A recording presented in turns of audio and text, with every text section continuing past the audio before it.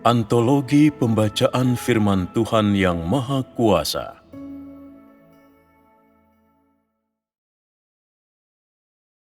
Pekerjaan Tuhan, watak Tuhan, dan Tuhan itu sendiri. 3.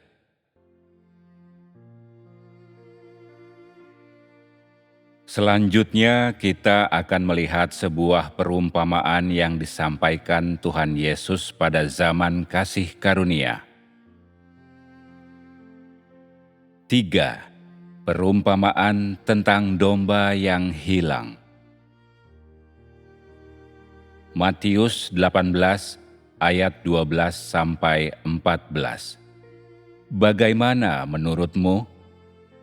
Jika seseorang memiliki 100 ekor domba dan salah satunya hilang, tidakkah ia akan meninggalkan yang 99 dan pergi ke gunung, lalu mencari 1 ekor yang tersesat itu? Dan jika ia sudah berhasil menemukannya, aku berkata kepadamu, ia akan lebih bersukacita karena domba itu daripada 99 yang tidak sesat. Bukankah demikian juga dengan Bapamu yang di surga yang tidak menghendaki satupun dari anak kecil ini binasa? Perikop ini adalah perumpamaan. Perasaan seperti apa yang ditimbulkannya atas orang-orang, cara pengungkapan, dengan perumpamaan yang digunakan di sini merupakan kiasan dalam bahasa manusia. Itu merupakan sesuatu yang masih berada dalam lingkup pengetahuan manusia. Jika Tuhan mengatakan hal serupa pada zaman hukum Taurat, orang-orang akan merasa bahwa perkataan ini tidak benar-benar konsisten dengan siapa Tuhan itu.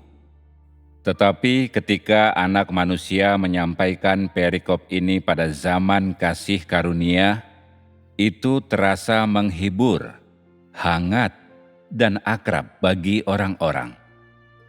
Saat Tuhan menjadi daging, saat Ia menampakkan diri dalam wujud manusia, Ia menggunakan perumpamaan yang sangat sesuai untuk mengungkapkan suara hatinya dalam wujud manusia. Suara ini merepresentasikan suara Tuhan sendiri dan pekerjaan yang ingin Ia lakukan pada zaman itu. Suara ini juga merepresentasikan sikap Tuhan terhadap orang-orang pada zaman kasih karunia. Melihat dari sudut pandang sikap Tuhan terhadap orang-orang, Ia mengandaikan setiap orang sebagai domba. Jika ada seekor domba yang tersesat, Ia akan melakukan apapun demi menemukan domba tersebut. Perkataan ini merepresentasikan prinsip pekerjaan Tuhan di tengah umat manusia kali ini dalam daging. Tuhan menggunakan perumpamaan ini untuk menggambarkan tekad dan sikapnya dalam pekerjaan itu. Inilah keuntungan Tuhan menjadi daging. Ia dapat memanfaatkan pengetahuan manusia dan menggunakan bahasa manusia untuk berbicara kepada orang-orang demi mengungkapkan kehendak-Nya.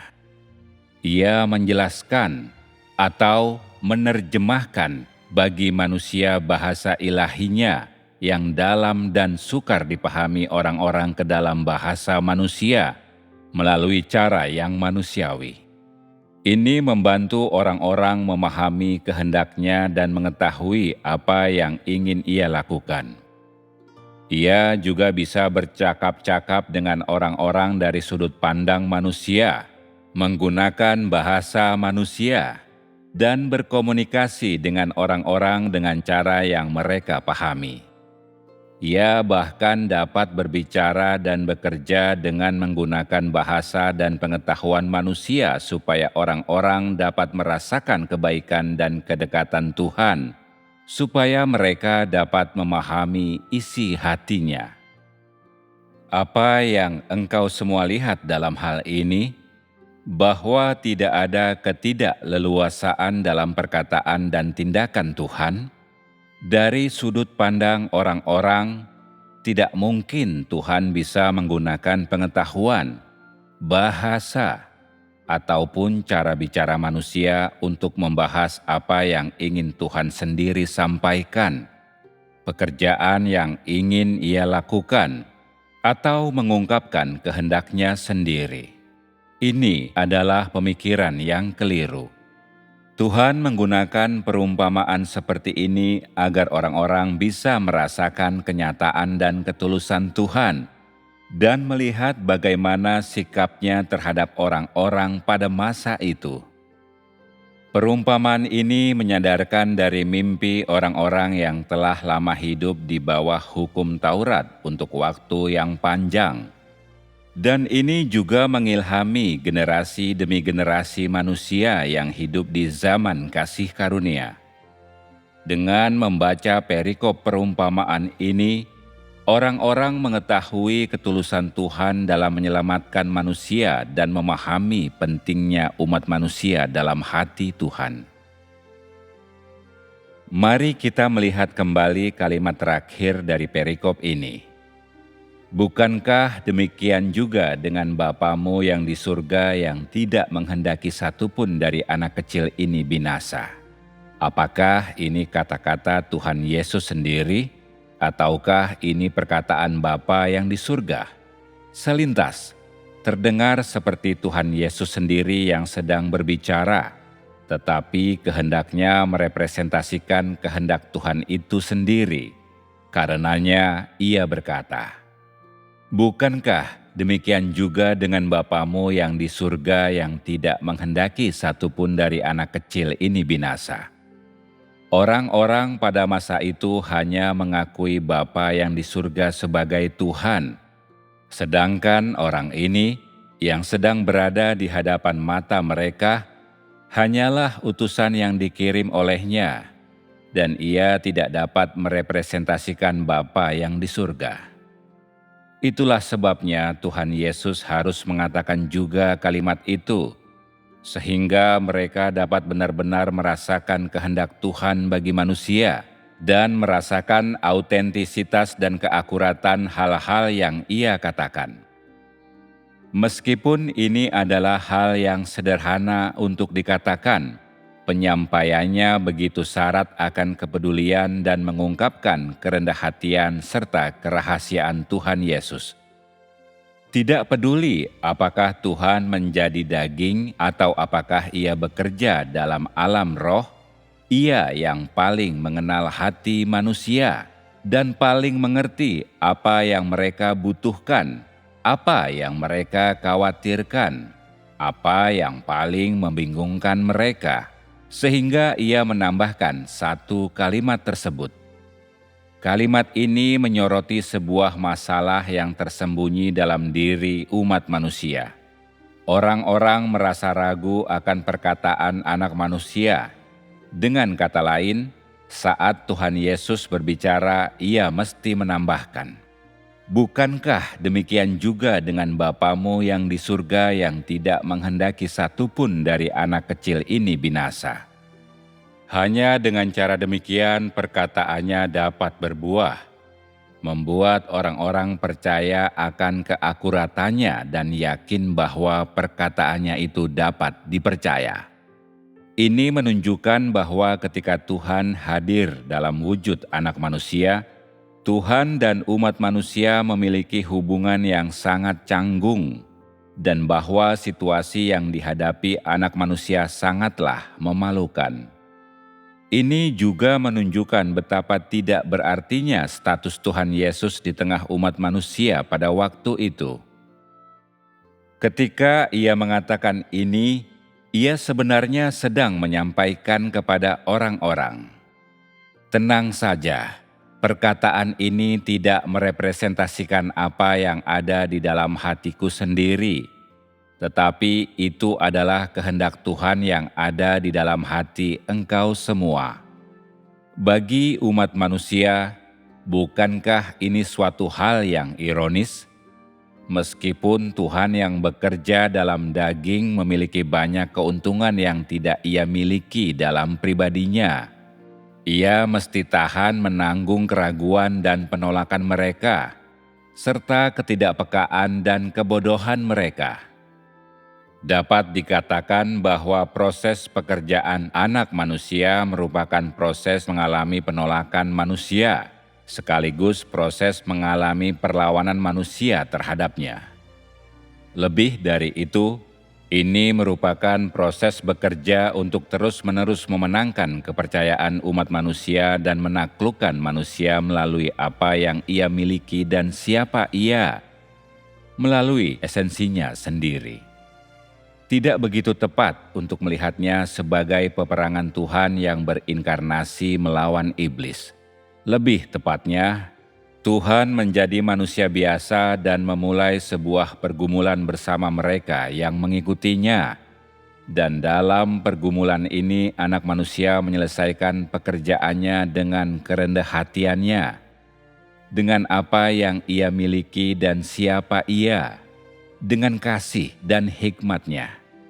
Ia memperoleh orang-orang yang ia inginkan, memenangkan identitas dan status yang pantas ia terima, dan kembali ke tahtanya. Berikutnya, mari kita melihat dua perikop berikut dari kitab suci. 4. Memaafkan 70 kali 7 kali. Matius 18, ayat 21-22.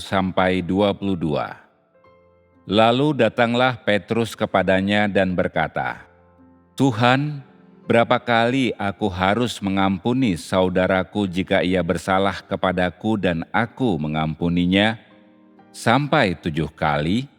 Yesus berkata kepadanya, "Bukan, aku berkata kepadamu, bukan sampai 7 kali, tapi 70 kali 7 kali." 5. Kasih Tuhan. Matius 22, ayat 37-39. Yesus berkata kepadanya, "Engkau harus mengasihi Tuhan dengan segenap hatimu dan segenap jiwamu dan segenap pikiranmu. Inilah perintah pertama dan yang terutama. Dan perintah yang kedua, yang sama dengan itu, engkau harus mengasihi sesamamu manusia seperti diri sendiri." Dari kedua perikop tersebut, yang satu berbicara tentang pengampunan dan yang lainnya berbicara tentang kasih. Kedua topik ini benar-benar menyoroti pekerjaan yang ingin Tuhan Yesus lakukan pada zaman kasih karunia. Ketika Tuhan menjadi daging, Ia membawa serta satu tahap dari pekerjaannya. Ia membawa serta pekerjaan dan watak khusus yang ingin Ia ungkapkan pada zaman itu. Pada masa itu, segala hal yang dilakukan anak manusia adalah seputar pekerjaan yang ingin dikerjakan Tuhan pada zaman itu. Dia tidak akan melakukan yang lebih atau kurang dari itu. Setiap hal yang Ia katakan dan setiap jenis pekerjaan yang Ia lakukan semuanya terkait dengan zaman itu. Tidak peduli apakah Ia mengungkapkannya dengan cara manusia lewat bahasa manusia atau lewat bahasa ilahi. Tidak peduli cara yang mana atau dari sudut pandang apa. Tujuannya adalah untuk membantu orang-orang mengerti apa yang ingin Ia lakukan, apa kehendaknya, dan apa persyaratan yang Ia tuntut dari orang-orang. Ia mungkin menggunakan berbagai cara dari berbagai sudut pandang berbeda untuk membantu orang-orang memahami dan mengetahui kehendaknya, dan memahami pekerjaannya untuk menyelamatkan umat manusia. Jadi, pada zaman kasih karunia kita melihat bahwa Tuhan Yesus hampir selalu menggunakan bahasa manusia untuk mengungkapkan apa yang ingin Ia sampaikan kepada umat manusia. Bahkan, kita melihatnya dari sudut pandang seorang penuntun biasa yang berbicara kepada orang-orang, membekali kebutuhan mereka, membantu mereka sesuai dengan permintaan mereka. Cara bekerja seperti ini tidak pernah dilihat sebelumnya pada zaman hukum Taurat yang mendahului zaman kasih karunia. Ia menjadi lebih akrab dan lebih penuh kasih sayang terhadap umat manusia, dan juga lebih mampu mencapai hasil-hasil yang nyata baik dalam wujud maupun caranya. Ungkapan tentang mengampuni orang 70 kali 7 kali benar-benar memperjelas poin ini. Tujuan yang dicapai oleh angka pada ungkapan ini adalah membuat orang-orang memahami maksud dari Tuhan Yesus pada saat Ia mengatakan ini. Maksudnya adalah bahwa orang mesti memaafkan sesamanya. Tidak hanya sekali 2 kali, bahkan tidak hanya 7 kali, melainkan 70 kali 7 kali. Gagasan macam apa 70 kali 7 ini? Ini demi membuat orang-orang menjadikan pengampunan sebuah tanggung jawab bagi diri mereka sendiri, suatu hal yang harus mereka pelajari, dan jalan yang harus mereka patuhi. Meskipun ini hanya sebuah ungkapan, ini juga merupakan sebuah poin yang sangat penting. Ungkapan ini membantu orang-orang untuk sungguh-sungguh menghargai apa yang ia maksudkan dan menemukan cara-cara yang tepat untuk menerapkannya, serta menemukan prinsip dan standar dalam penerapannya. Ungkapan ini membantu orang-orang untuk memahami dengan jelas dan memberi mereka konsep yang tepat, yaitu bahwa mereka harus belajar tentang pengampunan dan mengampuni orang lain tanpa batas, tanpa syarat, melainkan dengan sikap toleransi dan pengertian terhadap sesama. Ketika Tuhan Yesus mengatakan ini, apakah yang ada di dalam hatinya? Apakah ia benar-benar memikirkan jumlah 70 kali 7? Tidak. Apakah ada batasan angka bagi Tuhan untuk mengampuni manusia? Ada banyak orang yang sangat tertarik dengan angka berapa kali yang disebutkan di sini. Orang-orang ini sedemikian inginnya memahami asal dan arti dari angka ini. Mereka ingin memahami mengapa angka ini keluar dari mulut Tuhan Yesus. Mereka percaya bahwa harus ada implikasi yang lebih dalam di balik angka tersebut. Pada kenyataannya, ini hanyalah ungkapan Tuhan dalam wujud manusia. Implikasi atau maksud apapun harus diterima bersama-sama dengan persyaratan Tuhan Yesus terhadap manusia. Sebelum Tuhan menjadi daging, orang-orang tidak begitu paham akan apa yang Ia katakan karena pernyataan tersebut datang dari keilahian sepenuhnya. Sudut pandang maupun konteks dari perkataannya tidak terlihat mata dan tidak mampu dicapai oleh umat manusia. Perkataannya dinyatakan dari alam roh yang tidak dapat dilihat manusia. Bagi orang-orang yang hidup dalam daging, mereka tidak bisa melewati alam roh. Akan tetapi setelah Tuhan menjadi daging, Ia berbicara kepada umat manusia dari sudut pandang manusia. Ia keluar dan melampaui lingkup alam roh. Dengan demikian, Ia dapat mengungkapkan watak ilahi, kehendak, dan sikapnya melalui hal-hal yang dapat dibayangkan manusia dan melalui hal-hal yang dapat mereka lihat serta jumpai dalam kehidupan mereka. Ia menggunakan cara-cara yang dapat diterima manusia lewat bahasa yang dapat mereka mengerti dan pengetahuan yang dapat mereka pahami, semuanya demi membuat mereka mengerti dan mengenal Tuhan, demi membuat mereka memahami maksudnya dan standar yang dituntutnya dari mereka dalam lingkup kapasitas mereka, sesuai batas kemampuan mereka. Ini adalah metode dan prinsip pekerjaan Tuhan dalam wujud manusia.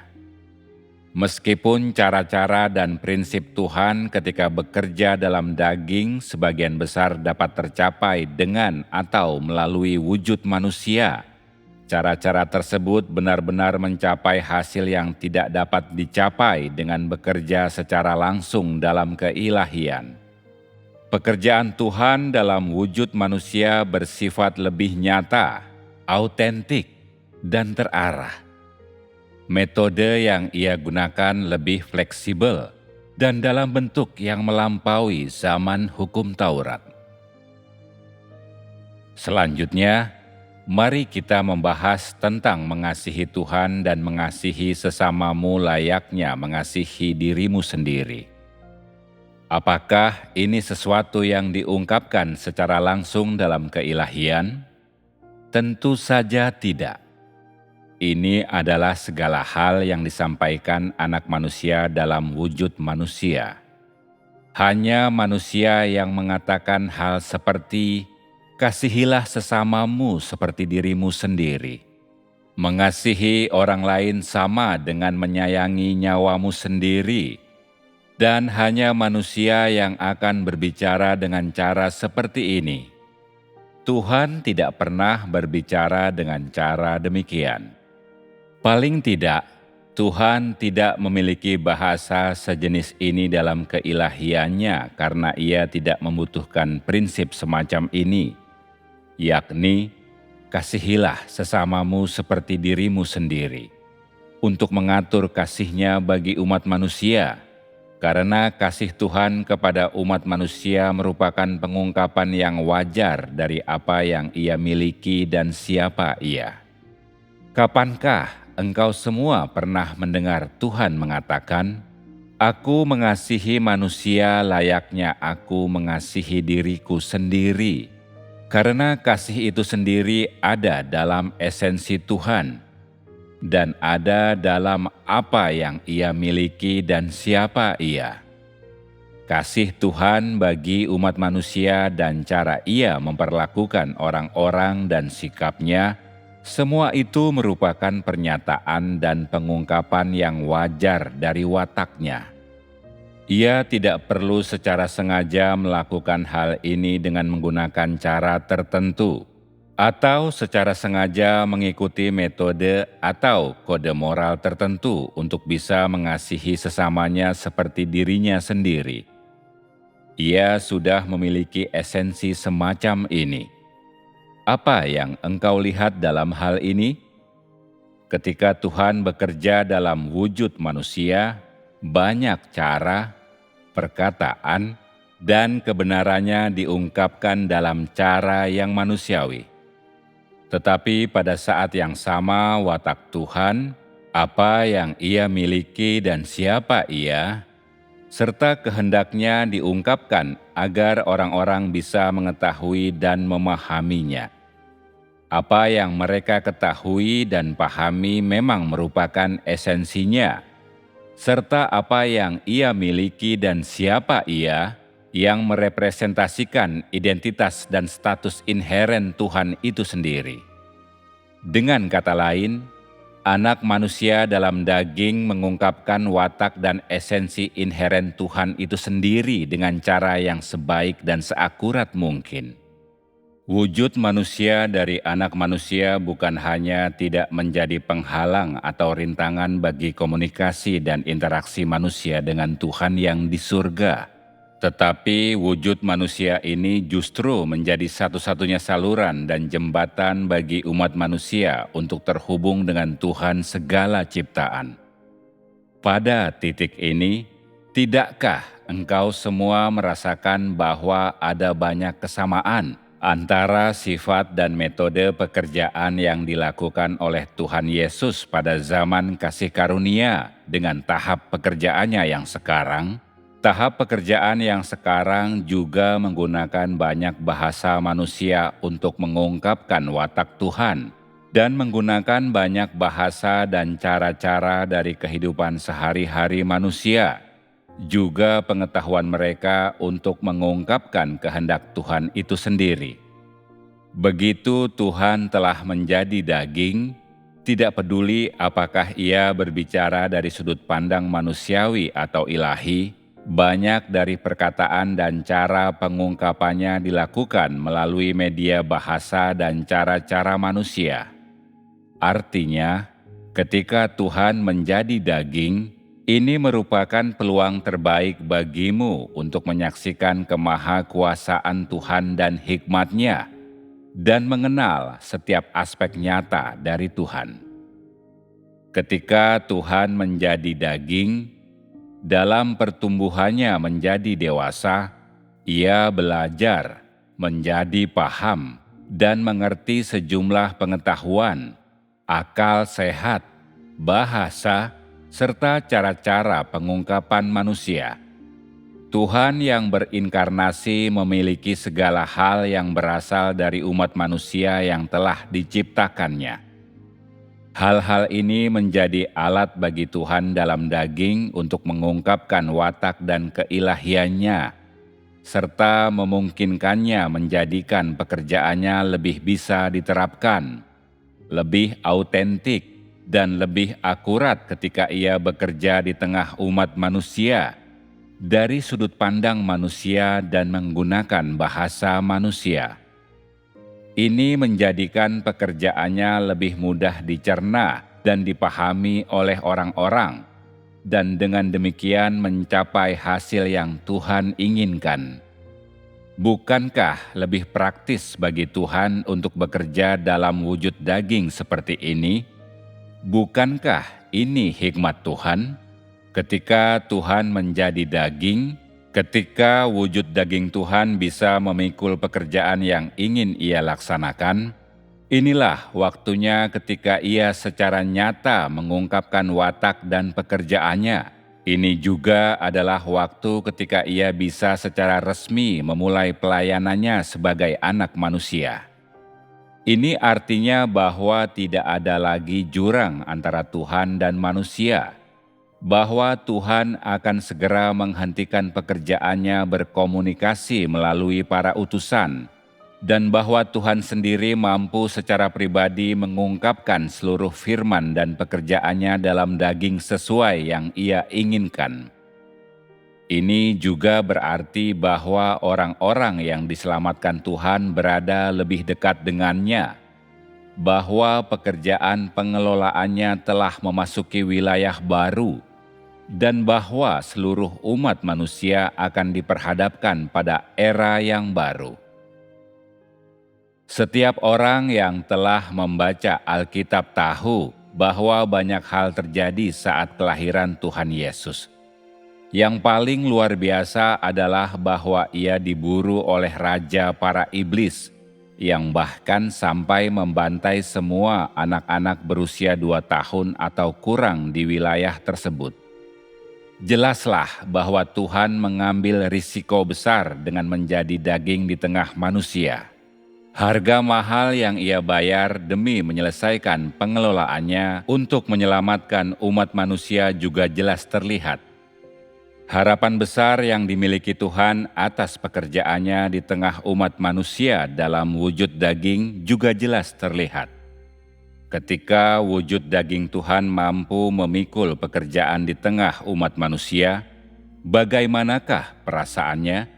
Orang-orang seharusnya mampu sedikit memahami tentang hal ini, bukan? Setidaknya, Tuhan merasa senang karena Ia dapat mulai mengembangkan pekerjaan barunya di tengah manusia. Ketika Tuhan Yesus dibaptis dan secara resmi memulai pekerjaannya untuk memenuhi pelayanannya, hati Tuhan meluap dengan sukacita karena setelah bertahun-tahun penantian dan persiapan, Ia akhirnya dapat mengenakan daging manusia biasa dan memulai pekerjaan barunya dalam wujud seorang manusia yang memiliki darah dan daging yang dapat dilihat dan disentuh orang.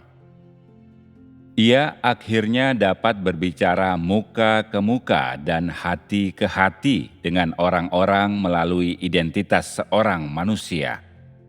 Tuhan akhirnya bisa bertatap muka dengan manusia lewat bahasa manusia, dengan cara manusia.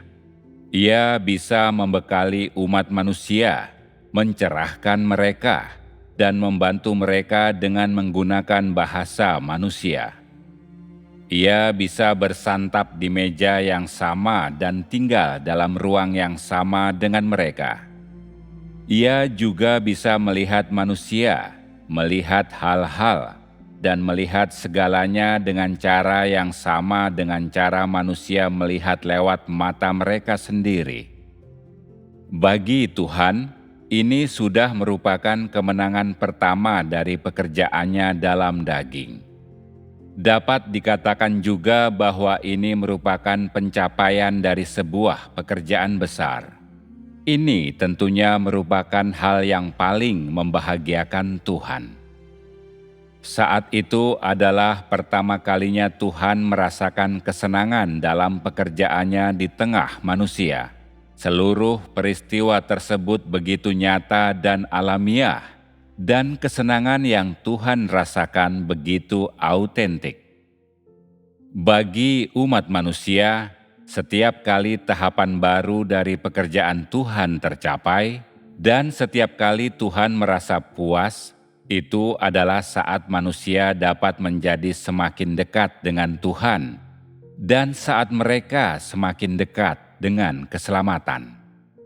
Bagi Tuhan, ini juga merupakan peluncuran pekerjaan barunya, saat rancangan pengelolaannya berjalan selangkah lebih maju, dan lebih dari itu, merupakan saat kehendaknya mendekati pencapaian sempurna. Bagi umat manusia, datangnya kesempatan seperti ini merupakan sebuah keuntungan dan sangat baik bagi mereka. Karena bagi mereka yang menantikan keselamatan dari Tuhan, ini adalah kabar yang sangat penting. Ketika Tuhan melaksanakan tahap yang baru dari pekerjaannya, pada saat itu Ia mengadakan permulaan yang baru. Dan ketika pekerjaan dan permulaan baru ini diluncurkan dan diperkenalkan di tengah manusia, saat itulah hasil dari tahap pekerjaan tersebut telah ditentukan dan telah tercapai, dan Tuhan telah melihat dampak akhir dan buah dari pekerjaan itu. Ini juga saat dampak-dampak tersebut membuat Tuhan puas, dan hatinya tentu saja menjadi bahagia. Karena di mata Tuhan, Ia telah melihat dan menetapkan orang-orang yang Ia cari, dan Ia telah memperoleh sekelompok orang ini, sekelompok orang yang bisa membuat pekerjaannya berhasil dan memberinya kepuasan. Tuhan menjadi tenang. Ia bisa menyingkirkan kekhawatirannya, dan Ia merasa bahagia. Dengan kata lain, ketika daging Tuhan bisa memulai pekerjaan baru di tengah manusia, dan Ia memulai pekerjaan yang harus Ia lakukan tanpa halangan, dan ketika Ia merasa bahwa semuanya telah tercapai, Ia telah melihat akhirnya. Dan oleh karena akhir tersebut, Ia merasa puas dan hatinya bahagia. Bagaimanakah kebahagiaan Tuhan diungkapkan? Dapatkah engkau semua membayangkannya? Mungkinkah Tuhan menangis? Bisakah Tuhan menangis? Bisakah Ia bertepuk tangan? Bisakah Tuhan menari? Bisakah Tuhan menyanyi? Seperti apakah lagu yang Ia nyanyikan? Tentu saja Tuhan bisa menyanyikan lagu yang indah dan menyentuh, lagu yang bisa mengungkapkan sukacita dan kebahagiaan dalam hatinya. Ia dapat menyanyikannya bagi manusia, bagi dirinya sendiri, dan bagi semua hal. Kebahagiaan Tuhan dapat diungkapkan dengan cara apapun. Semuanya ini normal karena Tuhan memiliki perasaan sukacita dan kesedihan, dan berbagai perasaannya itu dapat diungkapkan dalam berbagai cara berbeda. Ini adalah haknya, dan ini adalah hal paling normal. Orang tidak perlu berpikiran macam-macam tentang ini. Engkau tidak boleh berusaha mengenakan mantra pengikat terhadap Tuhan, memberitahukan kepadanya bahwa ia tidak patut melakukan ini atau itu, bahwa ia tidak patut berlaku seperti ini atau seperti itu, membatasi kebahagiaan atau perasaannya. Dalam hati orang-orang, mereka merasa bahwa tidak mungkin Tuhan merasa bahagia. Tidak mungkin ia menitikkan air mata. Tidak mungkin ia menangis. Tidak mungkin ia mengungkapkan emosi apapun. Melalui apa yang telah kami sampaikan 2 kali ini, aku percaya engkau semua tidak akan lagi memandang Tuhan dengan cara demikian, melainkan membiarkan Tuhan memiliki kebebasan dan kelepasan. Ini adalah hal yang sangat baik. Kelak, apabila engkau semua sungguh-sungguh mampu merasakan kesedihan Tuhan ketika engkau mendengar bahwa Ia sedang sedih, dan apabila engkau semua sungguh-sungguh merasakan kebahagiaannya ketika engkau mendengar bahwa Ia sedang bahagia, setidaknya engkau semua mampu secara jelas mengetahui dan memahami apa saja yang membuat Tuhan bahagia dan apa yang membuatnya sedih. Ketika engkau mampu merasa sedih karena Tuhan sedang sedih dan merasa bahagia ketika Tuhan bahagia, Ia telah sepenuhnya memperoleh hatimu dan tidak akan ada lagi penghalang antara dirimu dengannya. Engkau tidak akan lagi berusaha membatasi Tuhan dengan imajinasi, konsepsi, dan pengetahuan manusia. Pada saat itu, Tuhan akan menjadi hidup dan jelas di dalam hatimu. Ia akan menjadi Tuhan dari hidupmu dan Tuhan atas segalanya yang berkenaan denganmu. Apakah engkau memiliki harapan demikian? Tidakkah engkau semua memiliki keyakinan bahwa engkau bisa mencapai hal ini?